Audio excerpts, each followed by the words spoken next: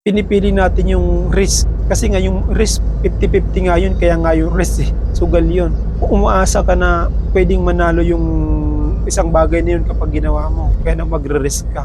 Nag-invest ako doon.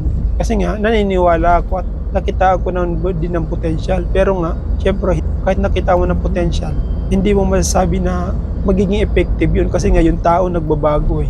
Ang tinitingnan ko naman ngayon, kapag nag-invest ako sa isang tao, pero kung kasi talaga, kahit na hindi ka mag-invest sa isang tao, pero kung yung tao na yung desistido sa ginagawa niya, kung pagbubutihan niya lang din talaga yung ginagawa niya, magne-negosyo at magne-negosyo yun ng ganun.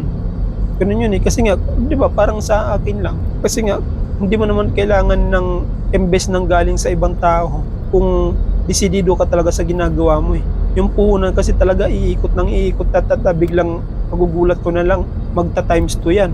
Na kahit wala kang inutangan, walang magpahiram ng yun, puhunan nga sa'yo, lalago at lalago yan.